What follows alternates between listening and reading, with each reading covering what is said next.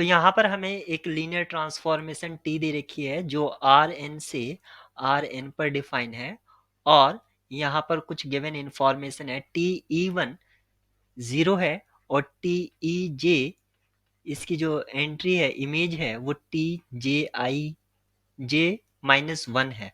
इसका मतलब हुआ ये सभी जे जो 2 से बड़े हैं यानी कि टी 0 1 0 0 इस टाइप से अगर कोई एलिमेंट है तो उसकी जो इमेज होगी वो क्या होगी 1 0 0 0 इस तरह से होगी।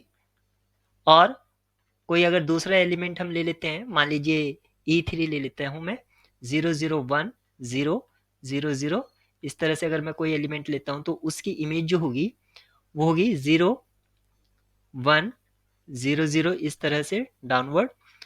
अगर मैं यहाँ से इस लीनियर ट्रांसफॉर्मेशन के करस्पॉन्ड अगर मैट्रिक्स लिखता हूँ स्टैंडर्ड ऑर्डर बेसिस के रेस्पेक्ट में तो हमें ये तो पता ही है कि उसका साइज n/n होगा। लेकिन यहाँ पर जो एलिमेंट्स हैं वो किस तरह से आएंगे हम बेसिस के लीनियर कॉम्बिनेशन में लिखेंगे। आप देख सकते हैं फर्स्ट इमेज जो दे रखा है 0 दे रखा है तो यानी कि पहला कॉलम आप 0 बना दीजिए इस तरह से।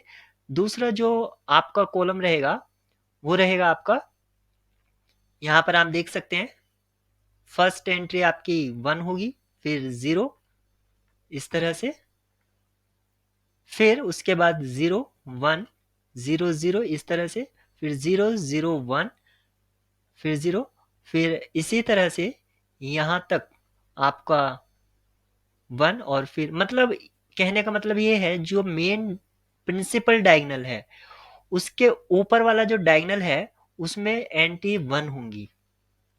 आप यहाँ पर देख सकते हैं इस मैट्रिक्स में एक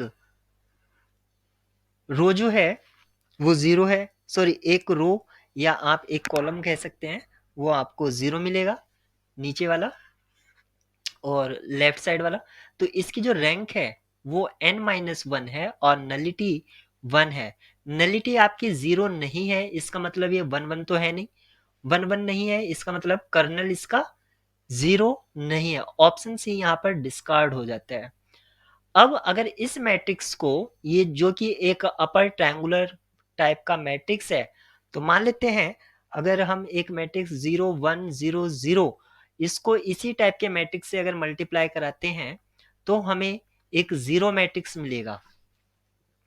जीरो मैट्रिक्स मिलेगा इसका मतलब ये हुआ कि A square equals to not equals to A यानी कि आइडेम्पोटेंट नहीं है, ऑप्शन बी डिस्कार्ड हो जाता है।